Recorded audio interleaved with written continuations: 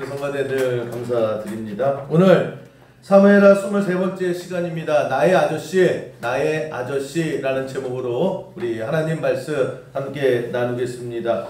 오늘 사무엘하 15장 말씀은 압살롬과 다윗의 이야기입니다. 압살롬이 다윗의 둘째 아들인데 이 아버지 쫓아내고 스스로 왕위에 올라왔습니다. 성공했습니다. 그리고 반대편에 있었던 다윗은 아들에게 쫓겨났습니다. 그래서 밤중에 야밤 논주를 하게 되는 그런 이야기입니다. 보면 압살롬은 성공했고 다윗은 실패한 것처럼 보여집니다. 오늘 우리의 메시지는 뭐냐? 우리도 그런 거예요. 사람이 보기에 야, 쟤 성공했다 라고 하는데, 그러나 성공이 아니고 오히려 못난 성공일 때가 있다라고 하는 것입니다. 반대로 야, 다윗이 이제 망했네, 뭐 저런 인생이 다 있을까 라는 소리를 듣는데, 오히려 나중에 보면 그것이 실패긴 실패인데 잘된 실패가 있다라고 하는 것입니다. 인생이 그래요. 우리는 뻔히 야, 쟤 성공했어 라고 하는데 마지막에 가보면 그것이 못난 성공일 때가 있고, 쟤 이제 망했어, 쟤 이제 길도 없어, 쟤 끝이야 라고 해서 누가 봐도 실패인데, 그런데 그 실패가 오히려 인생에 잘된 실패가 되는 경우가 분명히 있다라고 하는 것입니다. 압살롬이 그런 거예요. 처음에 이 암논이 자기 배다른 형인데 자기 여동생을 범하지 않습니까? 그런데 악을 행했고 그걸 뻔히 아버지가 알아요. 근데 아버지가 대충 뭉개고 방치하고 묵인해버리고 그냥 지나갑니다. 왕세자니까, 다음에 왕을 시킬 거니까. 그렇게 해서 압살롬이 가만히 생각해 보니까 아니 이건 아니죠, 그 생각이 드는 거예요. 자기 여동생이 문제에 이어서 나도 그랬지만 이건 아니죠. 아니 사람이 저딴 짓을 저질렀는데 어떻게 쟤는 반성도 안 하고 지가 잘못한 것도 모르고, 아니 아버지는 그것도 아무 말도 안 하고 이거는 잘못된 겁니다 라고 하면서 마음속에 분노가 치밀어 오르죠. 그리고 무슨 생각을 합니까? 내가 바로잡을 거야, 내가 정의를 세울 거야 라고 하면서 형 암논을 죽여버립니다. 그리고 그냥 그걸 보고만 있던 아버지, 당신이 이제 끝이야, 그 마음과 그 상태로 이스라엘을 다스리지 못해. 그리고 구테타를 일으키죠. 반란을 일으켜서 아버지를 내쫓고 스스로 이스라엘의 왕이 됩니다. 그러니까 요즘으로 말하면 이 둘째 아들이 구테타를 일으킨 건데, 이게 이제 아버지를 내쫓고 자기가 왕이 되긴 했는데 이 구테타가 완전히 성공하려고 하면 가장 중요한 게 뭐냐? 민심을 얻어야 되는 거예요. 사람이 그래, 그럴만하다, 그래 잘할 거야 라는 호응이 있어야 이제 안정적인 구테타가 이루어지게 되는 것을 볼 수 있습니다. 오히려 이제 이 압살롬이 그런 걸 걱정하는 거죠. 야, 제 형 지가 죽였다며, 야 아버지 지가 쫓아내고 왕이 됐다며, 야 그게 그런 사람이 어디 있어. 소문이 이렇게 나기 시작을 하면요 걷잡을 수 없는 거예요. 그래서 내가 왕위에 올랐지만 금방 무너지는 겁니다. 이 압살롬이 그것을 신경 쓰게 되는 거죠. 그래서 압살롬이 다윗을 쫓아내고 제일 먼저 가장 관심을 가졌던 것이 무엇이냐? 사람들이 뭐라고 그러나, 사람들에게 내가 어떻게 보여주나. 그래서 내가 민심을 얻어야 되는데, 그러면서 1절 이렇게 시작을 하는 겁니다. 1절 보시면 그 후에, 그러니까 아버지를 내쫓은 거예요. 그리고 자기가 왕에 딱 올랐습니다. 그 후에 압살롬이 자기를 위하여 병거와 말들을 준비하고 호위병 50명을 그 앞에 세우니라. 그런 겁니다. 요즘에 뭐 대통령이나 뭐 중요한 사람 오면은 막 사이렌카 울리면서 오토바이 가고, 그리고 경호원들하고 그러지 않습니까? 이렇게 보면 되게 멋있잖아요. 문 딱 열어주면은 딱 내리고 손 한번 들면 안 멋있으세요? 저는 그거 볼 때마다 멋있던데, 문 딱 열어주면은 경호원들이 뭐 알파 뭐 이러면은 내리고 딱 손을 들면, 왜 저만 그래요? 저는 되게 멋있던데. 그게 누구든 간에 그때도 있었던 것 같아요. 그때도 이 압살롬이 제일 먼저 신경 썼던 게 뭐냐? 위험이에요. 멋있게 보이고 싶은 거예요, 사람들 앞에. 그래서 말 쫙 가고 50명의 그런 경호원들이 쫙, 그럼 그때는 뭐야? 배 타러 올까요? 뭐 그러면서 막 기 만지면서 막 이러면서 일부러 그렇게 보여주기식 그런 멋있음을 보여줬다라고 하는 것입니다. 왜냐? 사람들에게 멋있어 보여야 되니까. 그리고 또 신경 쓴 게 뭐냐? 2절 계속해서 압살롬이 뭘 했느냐를 설명하고 있습니다. 압살롬이 일찍이 일어나 성문길 곁에 서서 어떤 사람이든지 송사가 있어 왕에게 재판을 청하러 올 때에 그 사람을 불러 이르되 너는 어느 성읍 사람이냐 하니 그 사람의 대답이 종은 이스라엘 아무 지파에 속하였나이다. 이게 뭐냐면 여러분 선거 때 보면 선거에 나가는 사람이 아침 새벽 4시 5시부터 지하철 앞에 서 있죠. 그러면서 구용준입니다. 구용준입니다. 그러면서 90도 인사하잖아요. 그거 했다라는 거예요. 계속 인사하고 특별히 당시에 사람들이 어디에 제일 많이 모였느냐? 재판하는 데 많이 모였습니다. 재판하는 곳이 장소가 하나였거든요. 거기에 일부러 이 압살롬이 가는 겁니다. 여러분 재판장에 간 사람들은요. 10명 다 자기가 억울한 사람들이에요. 그래서 그거 뻔히 아는 압살롬이 가서 먼저 말 거는 겁니다. 아주 겸손하게 여기 무슨 일로 오셨어요? 그랬더니 이제 자기가 억울해서 이거 억울해서 왔다 저거 억울해서 왔다 세상에 이런 법이 어디 있느냐 억울해 죽을 것 같다 그 얘기를요 다 들어주는 거예요. 다 들으면서 얼마나 억울하겠습니까? 그래서 숟가락 하나 얻는 거죠. 야 내가 이제 제대로 나라만 잘 운영이 되고 내가 전적으로 재판할 수 있게 되면은 선생님같이 억울한 사람 없게 할 거예요. 그렇게 하나씩 이렇게 공감해주고 또 이렇게 위로해주죠. 그럼 어떻게 되겠습니까? 사람들의 민심이 야 저 왕자 있잖아 새벽에 와가지고 인사하더라. 야 저 재판장이 내 억울한 거 다 들어주고 진짜 저 사람이면 진짜 내 얘기 다 들어줄 것 같아 라고 하면서요 이스라엘의 전체적인 민심을 계속 돌려놓더라고 하는 것입니다. 그런데 이게 성공을 해버려요. 참 압살롬이 똑똑한 사람입니다. 그래서 6절에 그런 것들을 계속해서 공감해주고 보여주기식을 하고 멋있게 보이고 그랬더니 6절 이스라엘의 무리 중에 왕께 재판을 청하러 오는 자들마다 압살롬의 행함이 이와 같아서 이스라엘 사람의 마음을 압살롬이 훔치니라. 싹 다 잡았다라고 하는 것입니다. 그래서 야 압살롬이 괜찮네. 야 그거 가짜뉴스야. 아버지 쫓아냈다는 거 가짜뉴스야. 그럴만하니까 내가 만나봤다니까 내가 얘기 들어봤다니까 내가 저 사람 인품을 내가 봤다니까 라고 하면서요 이스라엘 민심을 다 자기에게로 돌려놓는데 성공을 했다라고 하는 것입니다.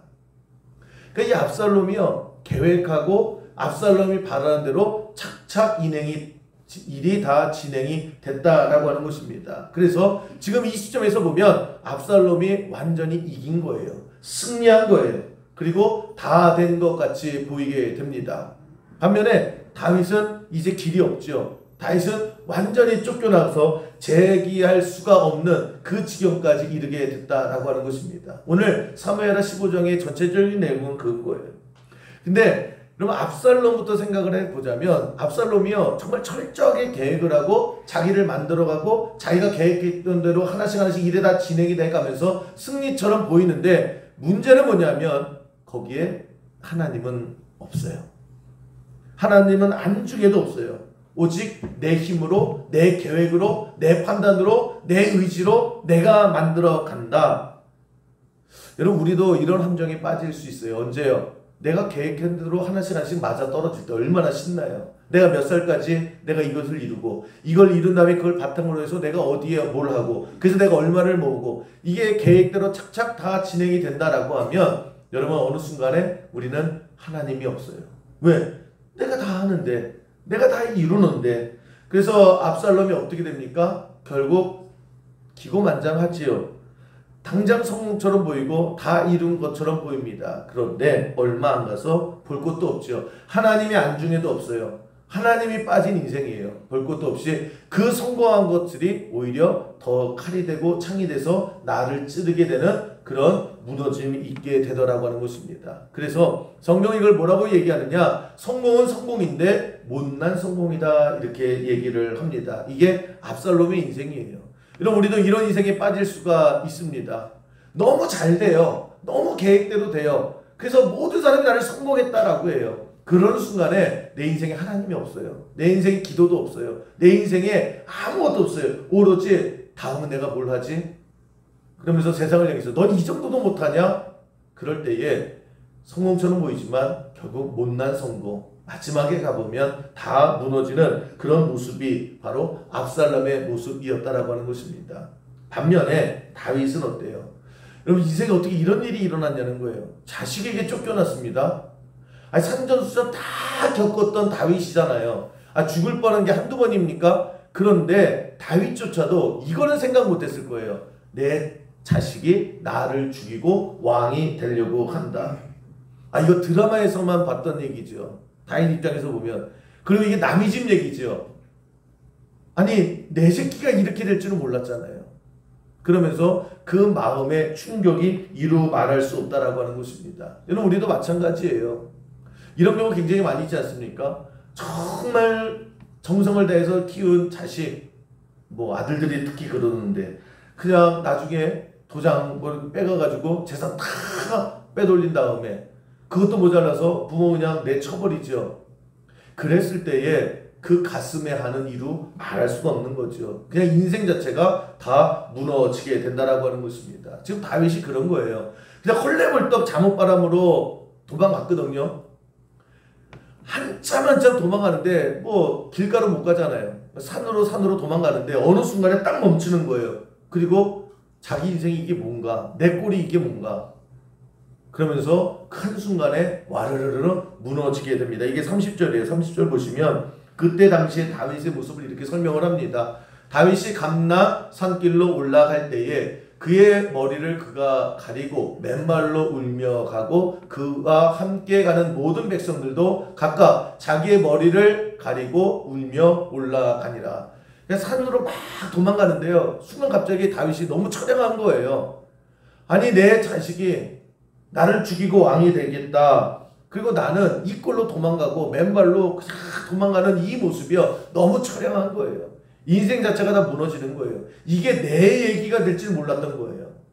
내가 아무리 산전수 딱 겪었지만 이런 일까지 나에게 있을 줄 모르는 거예요. 그러면서 뭘 했다라는 거예요? 대성통곡을 하고 있다라는 거예요. 대성통곡. 저는 이 장면이 다윗이 어떤 사람이고 다윗이 어떻게 살아왔고 다윗이 어떻게 살아갈 것이다 라고 하는 것을 보여주는 한 장면이다 이렇게 생각을 합니다. 여러분 다윗을 우리가 쭉 오랜 세월 살펴봤는데 다윗의 특징이 있어요. 뭐냐? 다윗은 어떠한 상황 속에서도 하나님 앞에서 아닌 척한 적이 없대요. 그냥 아닌 척하는 그런 모습은 없더라고 하는 것입니다. 기쁘면요 내가 왕이 됐어요. 작동이 있어야 되죠. 그런 게 어디 있어요. 하나님의 언약궤가 들어올 때에 그냥 맨발로 뛰어나가서 너무 좋아서 하나님 이게 꿈이니까 생시니까 막 춤추죠. 좋으면 좋은 대로 하나님 앞에 그 모습으로 나가요. 시편 같은 데 보면 너무 슬플 때에 또 울음을 참지 못하고 하나님 난 너무 슬퍼요. 정말 이건 어떻게 살아야 될지 몰라요. 통곡을 하죠. 화가 날 때도 마찬가지예요. 하나님 앞에 있는 그대로의 모습으로 나가는 거예요. 하나님 원수들이 어떻게 저렇게 두 눈 뜨고 끝까지 나를 저렇게 죽이려고 합니까? 하나님 뭐 하시는 거예요? 막 따지기도 하고요. 때로는 잘못했을 때에 하나님 내가 정말 정신 나갔어요. 하나님 잘못했어요. 또 잘했으면요. 하나님 나 이거 잘했죠? 그래서 칭찬 좀 해주세요. 그게 시편의 모든 신앙의 고백인데 다윗을 살아온 모습을 보면 딱 하나예요. 잘했던 못했던 슬프던 기쁘던 어떠한 상황 속에서도 다윗은 하나님 앞에 자기의 있는 그들의 모습으로 나아갔다라고 하는 것입니다. 지금도 마찬가지예요. 자기의 신세가 너무 처량한 거예요. 이게 뭐야? 라고 하면서 얼마나 대성통곡을 하면요. 옆에 같이 가던 사람들이 같이 울고 같이 통곡하더라고 하는 것입니다. 중요한 것은 다윗이 이걸 잘했다라는 거예요. 다윗이 이 모습이 좋았다라고 하는 것입니다. 여러분 우리도 항상 하나님 앞에 나 있는 그대로의 모습으로 나아가야 돼요. 여러분 우리가 인생을 살다 보면 잘 살기만 합니까? 잘 살기만 했으면 좋겠죠. 잘 되기만 하면 좋겠죠. 근데 그렇게 인생이 사라지지 않아요. 때로는 넘어질 때도 있고 때로는 깨질 때도 있고 때로는 낮아질 때도 있고 때로는 불쌍해질 때도 있고 때로는 정말 원치 않는데 내가 너무 초라한 지경에 처할 때도 분명히 있습니다. 있잖아요. 내가 원해서 그런 게 아니잖아요. 그러면 여러분 우리 인생을 한번 쭉 살펴보세요. 하나님이 그때마다 함께 하셨거든요. 그러면 내가 잘해도 낮아질 때가 있어요. 내가 못해도 하나님께 세워주실 때가 있어요. 그 모든 것들이 하나님과 동행하신다. 하나님이 나와 함께 하셨던 우리의 인생이다라고 하는 것입니다. 그래서 하나님이 낮춰주실 때가 있거든요. 너 좀 낮아지자. 그럼 낮아져야 되는 거예요. 하나님께서 나를 불쌍하게 만드실 때도 있어요. 나 정말 싫은데 세상 앞에 저렇게 불쌍한 인생으로 내가 처져야 될 때가 있어요. 그러면 방법 없어요. 하나님께서 낮아지게 하시면 낮아져야 되고요. 불쌍하게 만드시면 나는 불쌍해져야 되는 것이고요. 내가 초라해져야 될 필요가 있으면 하나님께서 나를 초라해지게 만드신다라고 하는 것입니다.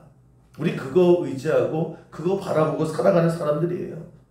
그래서 그럴 때 하나님께 이렇게 만드시면 이런 나를 가지고 하나님 앞에 나아가는 거예요. 저렇게 만들어주시면 저런 나를 가지고 하나님 앞에 나아가는 거예요. 기쁘면 기쁜 대로, 슬프면 슬픈 대로. 이게 신앙생활이다라고 하는 것입니다. 우리 그런 하나님과 동행하는 거예요. 그런데 세상에서 우리에게 자꾸 영향 끼치는 게 뭐냐면, 우리 뭐라고 세상은 얘기합니까? 야, 너 좋으면 좋은 거 다 티내면 안 돼. 너 화나는 거 다 티내면 안 돼. 그러면서 하는 얘기가 뭐예요? 감정 처리하고 살아야 돼. 아니면 사람 무서워져. 아니면 네 카드 다 보여주고 살아가는 거야. 아닌 척 해야 되고, 있으면 있어도 없는 척 해야 되고, 없어도 있는 척 해야 되고, 그런 척하는 게 필요해. 그게 감정 처리잖아요. 여러분, 우리가 세상 속에서 계속 길들여지면서 하는 얘기가 뭐예요? 감정 처리하래요. 감정 처리. 감정 처리가 뭡니까? 그냥 감정을 들키지 말라는 거예요. 네 지금 감정이 네 상태가 어떤지 네가 네 패를 까고 들추어내지 말라, 이렇게 얘기를 합니다. 왜냐? 결국은 내가 나를 지켜야 되기 때문에. 그래서 약해지면 무너지기 때문에. 그래서 내가 나를 지키기 위해서 항상 감정 처리해야 되고, 그런 척 아닌 척 해야 된다, 이렇게 얘기를 합니다. 그게 우리 신앙생활에도 그대로 영향을 끼쳐서요, 우리도 모르는 사이에 하나님 앞에서도요, 우리 아닌 척 할 때가 너무나 많아요. 신앙생활 하면서도 그냥 있는 척하고 없는 척하고. 여러분, 이거는 온전한 신앙생활이 아니다라고 하는 것입니다. 그냥 하나님이 계시잖아요. 그 하나님이 그냥 계십니까? 나와 지금까지 동행해 주시고 나의 모든 것을 먼저 하시는 하나님이에요. 그러니까 하나님께서 나를 불쌍하게 만드셨음에도 불구하고 나는 안 불쌍한 척해요. 하나님께서 나를 낮아지게 해주셨는데 나는 여전히 높은 척해요. 계속 그런 신앙에 갭이 생기게 된다라고 하는 것입니다. 여러분, 가만히 한번 뒤돌아 생각해 보세요. 내가 하나님 앞에서 감정 처리해서 뭐 할 거예요? 하나님 다 아시는데. 또 하나는 하나님께서 내 사정을 뻔히 아시고 또 그 사정 가운데 내가 어떠한 감정 처리를 한다 할지라도, 어떤 감정으로 하나님 앞에 나간다 할지라도 하나님 다 받아주시더라는 거예요. 이게 다윗의 신앙생활이었다라고 하는 것입니다. 슬프면 다윗은 하나님 아시잖아요. 그리고 통곡해요. 억울하면 하나님, 세상에 이런 억울한 일이 어디 있어요? 그냥 하소연해요. 힘들면 하나님, 너무너무나 힘들어요. 지쳤으면 하나님, 난 너무너무 지쳤어요. 그거를 하나님께서 받아주시더라는 것을 다윗은 알고 신앙생활 했다라고 하는 것입니다. 우리도 그렇게 해야 되는데, 우리는 세상에서 계속해서 쓸데없는 거에 길들여져 가지고요, 하나님 앞에서도요 계속 아닌 척해요. 당장 힘들어 죽겠는데도 하나님 괜찮아요, 견딜만 해요. 배고파 죽겠는데도 배고프다는 소리 안 해요. 그냥 그럴 때일수록 더 있는 척하지요. 여러분, 우리가 하나님 앞에서도 그렇고 세상 앞에서도 자꾸 그렇게 모습으로 나가서 세상은 더 강조를 해요. 또 잘한대요. 야, 그래, 너 감정 처리 잘하고 있어. 너 그래, 그렇게 살아가야 돼. 근데 어느 순간에 이게 넘쳐버리거든요. 지치는 거예요. 내가 나를 소화를 못 시키는 거예요. 그래서 어떻게 됩니까? 그러면서 멘탈이 붕괴가 되고 정신병에 걸리게 되고 공황장애 있고 우울증이 있고, 이거 내가 스스로 그런 척하다가 더 이상 못 견뎌서 무너지게 된다라고 하는 것입니다. 압살롬의 인생이 그런 거예요. 하나부터 열까지 다 내가 계획하고 내가 포장하고 내가 그런 척하고 살아가요. 그런데 마지막에 가보면 당장은 그럴듯해 보이죠. 당장은 성공한 것처럼 보이죠. 당장은 내 계획대로 가는 것처럼 보이죠. 그런데 하나님 빠진 그 인생, 포장만한 그 인생, 결국 다 무너지게 되더라고 하는 것입니다. 다윗이 잘한 게 뭐냐? 하나님 앞에 포장하지 않아요.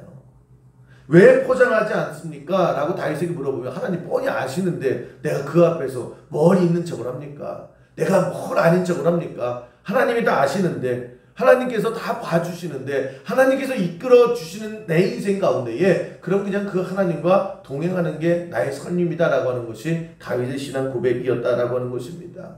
여러분 자꾸 우리는 내가 버티려고 해요. 내가 안 울려고 해요. 한숨 나가도 꾹 참아요.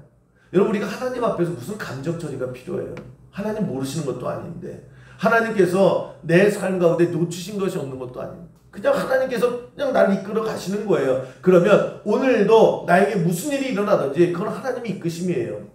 내가 원하든 원하지 않던 그런 길로 갔을 때에 그래서 하나님과 항상 동행한다고 하는 것은 뭐냐면 하나님 앞에 아닌 척하고 하나님 앞에 모른 척하는 것이 아니라 늘 하나님과 대화하는 거예요. 그리고 하나님께 늘 투정도 부리고 기뻐도 하고 그 문제를 가지고 1대1로 나아갈 때에 여러분 하나님과 점점 가까워지고 하나님께서 그 모습을 귀하게 여겨주셨다는 거예요.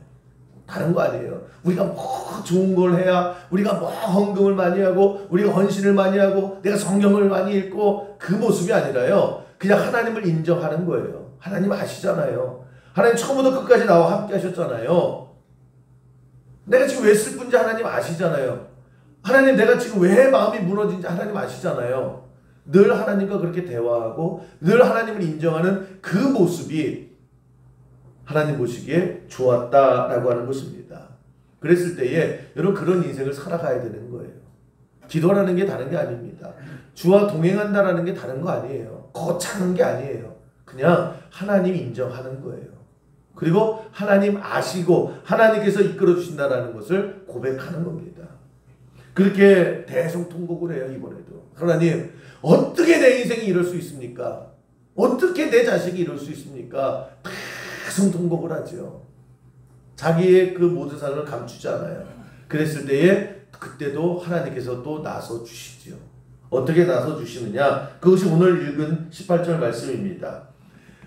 그의 모든 신하들이 그의 곁으로 지나가고 모든 그렛 사람과 모든 블렛 사람과 및 왕을 따라 가드에선 모든 가드 사람 600명이 왕 앞으로 행진하니라. 누가 봐도 다윗의 끝이에요. 압살롬이요. 민심도 얻었죠. 군대도 장악했죠. 궁궐도 장악했죠. 이제 다윗은 몇 명 남아있지도 않아요. 중요한 것은 민심이 이미 압살롬에게 가버린 거예요. 이제 무슨 수로 그걸 엎어요. 그랬을 때에 그냥 자기 자신도 이제 하나님 끝난 것 같아요 라고 펑펑 울고 기도할 때 있는 그대로 모습 나갈 때에 하나님이 일하시더라고요. 하나님이 나서 주시는 거예요. 이게 뭐냐, 블레셋 군인들이요 갑자기 그 산골에 다윗을 찾아와요. 이 상상하지도 못했던 일이에요. 블레셋이 외국 사람 아닙니까? 이 블레셋 외국 사람이 600명이요 다윗에게 와요. 그러면서 내가 당신 사정 안다. 그래서 충성 맹세를 해요. 내가 끝까지 당신 지켜주고 당신 억울함 풀어주고 당신의 동지가 되겠습니다 라고 얘기하는 그 장면이에요. 그러니까 다윗이 보기에 황당하잖아요. 아니 얘들 어떻게 여기까지 왔냐? 그러면서 이 외국 사람들 아닙니까? 니네가 지금 사정을 잘 몰라서 그러는데 나 이제 왕 아니야. 아들에게 쫓겨났고 이제 언제 죽어도 이상하지 않을 만큼 내가 이렇게 몰락했어. 니네들 그냥 가만히 나 따라오다가 그냥 죽을 수 있어. 그러니까 지금 괜한 고생하지 말고 빨리 니네로 돌아가. 이렇게 말을 하거든요. 그런데 그때 블레셋 군사들이 뭐라고 얘기하느냐. 21절 그 산에서 이런 얘기가 오가요. 이때가 이제 블레셋의 이제 수장입니다. 600명을 이끌어온 그 사람이 하는 얘기예요. 왕께 대답하여 이르되 여호와의 살아계심과 내 주 왕의 살아계심으로 맹세하옵나니 진실로 내 주 왕께서 어느 곳에 계시든지 사나 죽으나 종도 그곳에 있겠나이다. 같이 죽을게요. 나에게 살러 온 거 아니에요. 같이 죽으러 온 거예요. 끝까지 내가 당신 지키겠습니다. 이때 다윗이 얼마나 감동을 넘어서 그 마음이 복잡했을까. 왜요? 이스라엘 사람들 다 등 돌렸어요. 다윗 잘한다 잘한다 하다가요 압살롬이 몇 번 이렇게 막 보여주기 하니까요 아유 다윗 그거 별로네. 벌써 민심이 다 돌아가고 다 떠나가고 아무도 없는 그 상황 속에서요 아니 블레셋 알지도 못하는 600명이 와가지고 나 당신 위해서 죽을 겁니다. 나는 목숨 내놓고 여기 온 겁니다. 끝까지 함께 합니다 라고 했을 때에 그때 다윗이 느꼈던 것이 무엇일까? 이번에도 하나님이 역사해 주시는구나. 이 사람의 상식으로 일어나지가 않잖아요. 다윗이 늘 그럴 수 있었던 건 뭐냐? 지나고 나서 보면요, 와, 이번에도 하나님이 이런 방법으로 나를 살려주시는구나. 저런 일이 있으면요, 야, 하나님이 이번에도 이렇게 상상하지도 못했던 일로 나를 또 도와주시는구나. 이번에도 마찬가지다라고 하는 것입니다. 그냥 하나님 인정하고 하나님 앞에 가감없이 그냥 나아갔더니 하나님 사정 아시잖아요. 하나님 뻔히 내 속사정 아시잖아요. 그래서 하나님께서 일을 해주시고 하나님께서 길을 열어주시더라는 거예요. 여러분, 우리 뭘 하면 됩니까? 하나님 앞에서조차 아닌 척하고 하나님 앞에서 그냥 모르는 척 그렇게만 안 하면 돼요. 그냥 나 있는 그대로 하나님 앞에 나아가는 겁니다. 여러분, 그래서 우리가 지금 오늘도 위기에 처한 성도님들 계실 거예요. 낙심한 성도님들 계실 것이고, 또 산속에 이 다윗의 심정이 내 심정일 수도 있을 거고, 정말 막막하신 분들이 있을 거예요. 그런 분들 특별히 너무 힘들어하지 않았으면 좋겠어요. 너무너무 힘들 때, 그러나 하나님이 계시잖아요. 그 하나님이 지금까지 나 지켜주셨고, 가장 위로가 되는 게 뭐냐? 하나님이 깜빡 다른 거 하시다가 실수로 내 이 지경까지 나를 내몰지 않으셨다라는 거예요. 하나님 아세요. 하나님이 계속 함께 해주고 하나님이 허용하신 거예요. 그랬을 때에 여러분, 우리가 끝까지 하나님 앞에 나 있는 그들의 모습으로 하나님 붙든다라고 하면, 오늘 이 다윗이 경험했던 내가 상상하지도 못했던 사람들이 여러분들 곁으로 와줄 거예요. 내가 상상하지도 못했던 방법으로 하나님께서 돌파구를 만들어 주실 줄 믿습니다. 그게 하나님의 역사라는 거예요. 우리 그런 하나님 믿는 거잖아요. 그런 하나님 의지하는 겁니다. 제가 최근에 읽었던 책인데, 글인데 되게 재미있어서 여러분 소개를 하면, 시골에 이제 사는 전원주택 같이 이렇게 살아가는 분이 있나 봐요. 오만승 권사님 같이 이렇게 뚝 떨어져 시골에서 살아가시는 분들인 것 같아요.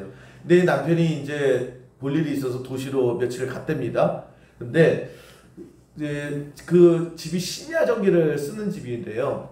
심야전기를 쓰는데 그 남편이 가고 이제 갓 태어난 애 둘만 있는데 이제 가장 추운 겨울이었답니다. 근데 이 심야전기가 하여튼 고장이 났대요.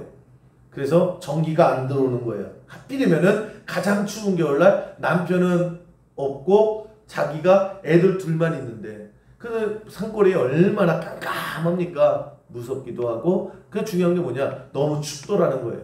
불이 전기가 안 들어와서. 그리고 애들은 그냥 무섭다고 춥다고 난리를 치고 정신이 없는 거죠. 막 울고 엄마 그러고 추워 그러고 깜깜하고. 그래서 자기가 이제 급한 마음에 휴대폰으로 이제 네이버로 검색을 했대요. 이거 어떻게 해야 되냐? 시골에 전기가 나갔는데, 심야전기가 나갔는데 난방은 안 들어오고 불도 안 들어오고 막 했더니 그 네이버 지식인에 한국전기안전공사 여기 한번 얘기해 보세요 라고 하는 게 있더래요. 자기도 그래서 한국전기안전공사 그걸 한번 또 들어가 봤대요. 들어가 봤더니 거기가 이제 전기가 갑자기 고장나고 그러면 이제 위급할 때 출동해주는 그런 기관이 됩니다. 저도 처음 들어봤는데 이분도 이제 이게 처음 들은 거예요. 한국전기안전공사. 그래서 나도 이게 이제 곤란하니까 전화해볼까? 라고 해서 시간을 봤더니 새벽 4시더라는 거예요. 그 새벽 4시에 여러분 공공기관에 전화를 하시겠어요? 안 하시겠어요? 웬만하면 안 하잖아요. 근데 이분이 너무 마음이 쫓기는 거예요. 애들이 너무 춥다고 그러고 깜깜하고 방법이 없으니까 애따 모르겠다 하면서 급한 마음에 새벽 4시에 전기안전공사 거기 나와 있는 전화를 걸었대요. 그랬더니 안내원을 교환한 어떤 사람이 직원이 받더래요. 여보세요? 무슨 일입니까? 자기가 전화부터 깜짝 놀랐다는 거예요. 전화를 왜 받으세요? 그랬다는 거예요. 그랬더니 여기 안전공사고 왜 급하신 일 있습니까? 라고 하면서 자기가 얘기를 했대요. 내가 어느 시골 여기에 있는데 난방이 여기 심야전기가 고장이 나서 지금 아이들밖에 없는데 너무 지금 무섭고 춥고 그렇다고. 그랬더니 지금 출동기사분 보내드리겠습니다. 그러더래요. 그게 새벽 4시더래요. 4시가 넘어서. 근데 좀 있다 보니까 진짜 안전공사 직원이 왔대요. 그 새벽에. 그러니까 4시 반 정도 됐겠죠. 그 새벽에 왔대요. 그 와서 이제 사정을 얘기 듣더니 쭉 살피는 거잖아요. 심야전기 봤는데 이게 못 고치더래요. 그래서 이거 어떻게 되지? 그런데 이분이 이제 배터량이었던 것 같습니다. 전기가 나는 것 같지 않고요. 누수가 되는 것 같아요. 그러더래요. 누수가 되는 것 같다. 그래서 이 정기안전봉사직원이 누수되는 것을 그 깜깜한 그 방마다 막 돌아다니고 참고 돌아다니면서 손전등으로 누수되는 것을 찾고 찾다가 결국 찾았대요.